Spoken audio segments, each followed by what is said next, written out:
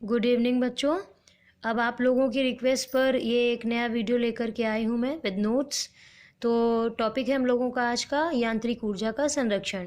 ये क्वेश्चन देखिए कई तरीके से पूछा जा रहा है। पहले तो इंग्लिश हिंदी दोनों तरह के बच्चे पढ़ते हैं, तो हेडिंग भी देख लें। This is conservation of mechanical energy. मुक्त रूप से गिरते हुए पिंड की स्थितिज ऊर्जा का गतिज ऊर्जा में रूपांतरण, मतलब transformation of potential energy into kinetic energy. या फिर ऐसे पूछ सकते हैं, और मुक्त रूप से गिरते हुए पिंड की यांत्रिक ऊर्जा संरक्षण। तो इसको समझाने के लिए हम लोग पहले यांत्रिक ऊर्जा समझ लेते हैं। Mechanical energy is the sum of potential energy and kinetic energy, मतलब स्थितिज ऊर्जा, किसी बॉडी की स्थितिज ऊर्जा और गतिज ऊर्जा को के सम को या के योग को हम क्या कहते हैं, इसके कुल को यांत्रिक ऊर्जा कहते हैं।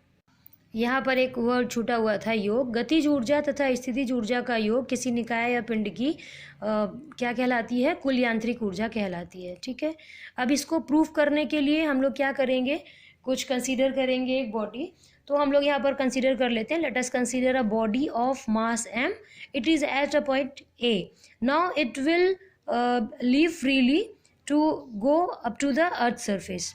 तो यहाँ पर हम लोग यहाँ पर मान लेते हैं कि माना कोई द्रव्यमान की एक बॉडी है, वस्तु है, जो which is at the height h from the earth surface, या जो भी हम सरफेस कंसीडर कर रहे हैं, ये ज़रूरी नहीं पृथ्वी हो। अगर हम फर्स्ट फ्लोर पर होकर के कंसिडरेशन करेंगे तो फर्श ही हमारे लिए ये सरफेस का काम कर जाएगी। तो यहाँ पर हमने देखा कि ए बिंदु पर कोई वस्तु है और वो कितनी हाइट पर है, h हाइट पर है।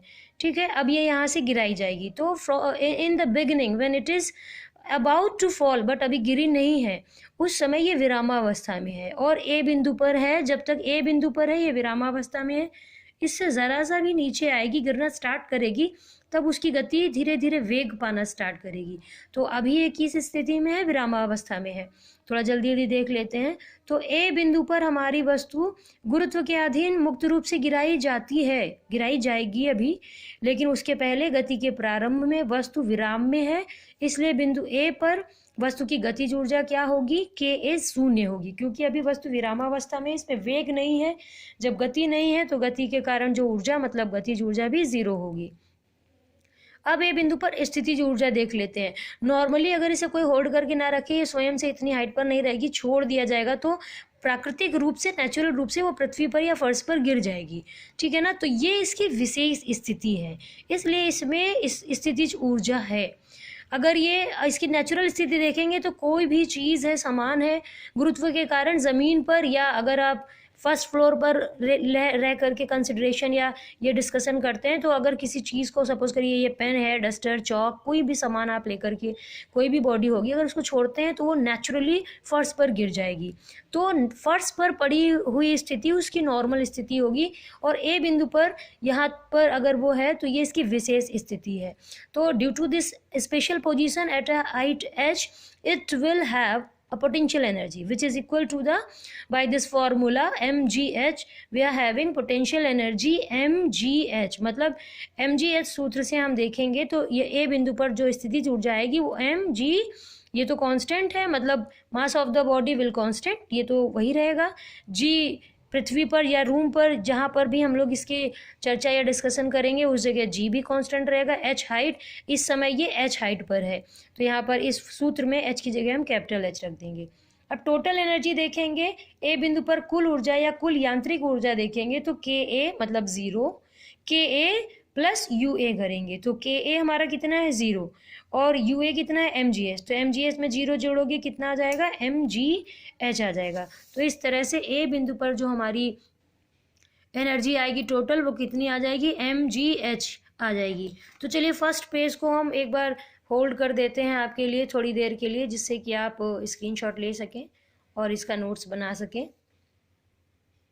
तो अब ए बिंदु पर हम लोगों ने इसकी टोटल एनर्जी फाइंड कर ली है, विच इज़ mgh। बी बिंदु की बात करेंगे तो हमें फिर से अभी डायग्राम देखना पड़ेगा। डायग्राम बनाना बहुत ज़रूरी है हम लोगों को, physics, chemistry, bio, math, geography, जो भी सब्जेक्ट्स हम पढ़ते हैं, हिंदी इंग्लिश को छोड़ करके, उनमें शायद डायग्राम नहीं, लेकिन उनमें भी फ्लो चार्ट आप बना सकते हो चीज़ों का, तो ये थोड़ा अट्रैक्टिव और ईजिली समझने के लिए ईजी हो जाता है। अब यहाँ पर देखते हैं बी बिंदु पर वस्तु गिरते गिरते गिरते बी बिंदु पर आ चुकी है। बी बिंदु पर आते आते उसने एक्स मीटर की दूरी तय कर ली है, एक्स हाइट वो नीचे गिर के आ गई है। तो अब बी बिंदु पर आए, जब विरामावस्था से चलकर आई है तो उसने कुछ वेग प्राप्त कर लिया है। वो वेग कितना होगा, चलिए निकालते हैं। बी बिंदु पर वस्तु x मीटर नीचे गिर चुकी है और इतना आते आते उसके पास कुछ वेग अर्जित हो जाएगा। वो कितना होगा, सूत्र हमने पढ़ा है v² बराबर u² प्लस 2as। यहाँ पर बी बिंदु की बात कर रहे हैं तो vb² प्लस u। प्रारंभिक अवस्था ए से जब शुरू किया था तो वो विरामावस्था में थी, जैसा कि हम लोगों ने अभी यहाँ पर देखा था कि ए में वो क्या है, विरामावस्था में है, तो वहाँ पर उसका वेग 0 था, तो प्रारंभिक वेग 0 हो गया। और 2a मतलब ये फ्री फॉल है, this is under the action of gravitational acceleration, that means g के अंतर्गत, गुरुत्व के अंतर्गत ये गिर रही है, तो यहाँ पर त्वरण हमारा g हो गया। और s मतलब x डिस्टेंस ये तय करके आ चुका है, इसलिए यहाँ पर हम s की जगह विस्थापन x रख देंगे। ये 0 हो गया, vb square is equal to क्या आ गया, 2gx। अब यहाँ पर हम क्या निकालेंगे, गतिज ऊर्जा निकालेंगे। तो गतिज ऊर्जा का फॉर्मूला होता है हाफ mv²। तो बी बिंदु की बात कर रहे हैं तो kb इज इक्वल टू हो जाएगा हाफ mvb²। अब देखो वस्तु a पर हो या b पर आ जाए यहाँ पर या c पर आ जाए, वस्तु का द्रव्यमान m था, m ही रहेगा। तो यहाँ पर क्या चेंज हुआ है, वेग चेंज हो गया, जो कि कितना हो गया है, पहले 0 था ए बिंदु पर, अब 2gx हो गया है। v² का वैल्यू कितना हो गया, 2gx हो गया है। v निकालेंगे तो स्क्वायर रूट आ जाएगा। और फिलहाल kb इज इक्वल टू हो गया mgx, 2 से 2 कैंसिल आउट हो गया। तो b बिंदु पर टोटल एनर्जी अगर हम देखेंगे तो कितनी हो जाएगी, 1 सेकेंड, अभी टोटल एनर्जी नहीं, अभी तो स्थितिज ऊर्जा निकालनी बाकी ही रह गई है। तो स्थितिज ऊर्जा हम जानते हैं फॉर्मूला होता है U बराबर mgh, ये सूत्र हम रखेंगे। तो UB that means potential energy at the point B हम लोग फाइंड करेंगे, which is mgh by the formula mgh। here h is the height from the earth surface। now again see the diagram। now at the time of point B it is at a height h minus x। Total height A बिंदु पर h थी, जब ये x दूरी नीचे गिर चुकी है तो अब ये अर्थ सरफेस से या फ्लोर से, जो भी हम लोग कंसीडर कर रहे हैं, कितनी हाइट पर है, h माइनस एक्स। तो पोटेंशियल एनर्जी के फॉर्मूले में हम h की जगह क्या रख देंगे, h माइनस एक्स रख देंगे ना। तो total energy at the point B हम कैलकुलेट करेंगे, which is EB and equal to the kb plus ub, that means kinetic energy and potential energy at B point। kinetic energy हमने निकाली है mgx और potential energy mgh minus x. यहाँ पर हम रख देंगे mgx प्लस ub की वैल्यू mgh माइनस एक्स, इसको मल्टीप्लाई कर देंगे विद इन ब्रैकेट, तो mgh आ जाएगा और माइनस में mgx आ जाएगा। यहाँ पर mgx पहले से है, ये वाला mgx और ये माइनस mgx कैंसिल आउट हो जाएगा, बचेगा mgh। तो अब हम फिर से देख रहे हैं बी बिंदु पर जो कुल यांत्रिक ऊर्जा आई है या कुल ऊर्जा आई है काइनेटिक प्लस पोटेंशियल, वो आई है mgh, ये बी बिंदु पर है। स्टार्टिंग में हमने देखा था total energy at the point A which is equal to mgh। now we will find the total energy at the point C। चलिए C बिंदु की बात कर लेते हैं। अगेन हम लोग डायग्राम देखेंगे कि वस्तु गिरते गिरते A से B पर आई, अब गिरते गिरते C पर आ गई। C मतलब हमने इसको अर्थ सरफेस पर या floor which are we are considering है, वहाँ पर हमने इसको मान लिया, अब सी पर आ गई। तो इसकी हाइट देखिए क्या थी, पहले एच थी, फिर धीरे धीरे कम होते होते यहाँ पर आ गई। तो इसकी हाइट क्या हो गई, 0 हो गई। और इसने यहाँ पर आते आते वेग कितना अर्जित किया, चलिए कैलकुलेट करते हैं। Again we have to find velocity at the point C. तो इसके लिए फिर से यही फॉर्मूला यूज़ करेंगे, v² is equal to u² plus 2as, ये फॉर्मूला लगाएंगे, जहाँ पर अब वस्तु कितनी हाइट या कितना विस्थापन चल चुकी है। तो देखिए a से गिरना स्टार्ट करती है, पहले x तक गिरी थी, b तक आते आते और अब एकदम नीचे c तक आ गई है। तो it is starting from a and reaching eight the point c, that means it is travelling h distance, या इसका जो विस्थापन है वो h है। तो यहाँ पर हम लोग इस फॉर्मूले में s की जगह क्या रख देंगे, h रख देंगे। और हम लोग a से ही प्रारंभ मान रहे हैं गति को, तो इसलिए a बिंदु पर हमारा प्रारंभिक वेग 0 था। तो टोटल vc² हमारे पास क्या आ गया, 2gh आ गया। तो यहाँ पर kinetic energy at the point c हमारा क्या हो जाएगा, that will be half mvc², where vc we have calculated 2gh। यहाँ पर हम लोग वैल्यू पुट कर देंगे, 2 से 2 कैंसिल हो गया, ओवरऑल Kc कितना आ गया mgh। चलिए यहाँ पर लिख देती हूँ, Kc इज इक्वल टू हो गया mgh। Now we have to find potential energy at the point C। तो C बिंदु पर स्थितिज ऊर्जा निकालने के लिए हम लोग फिर से यही फॉर्मूला देखेंगे, mgh। Now at the point C it will eight a height 0, क्योंकि ये गिरते गिरते गिरते गिरते सरफेस पर आ गई और ये h जो थी वो घटते घटते घटते घटते 0 हो गई। तो यहाँ पर जो पोटेंशियल एनर्जी वो क्या हो जाएगी, mgh। हाइट कितनी हो गई 0, क्योंकि अर्थ सरफेस पर है और अर्थ सरफेस पर ही है, तो अर्थ सरफेस से उसकी अब कुछ हाइट बची नहीं, तो ये 0 हो गया। यूसी कितना हो गया 0। नाउ टोटल एनर्जी और total mechanical energy at the point C will equal to the Kc plus UC, that means kinetic energy at point C and the potential energy at point C, which is equal to the mgh we have calculated here. Kc is equal to mgh and potential energy at the point C where height is 0, UC is equal to 0।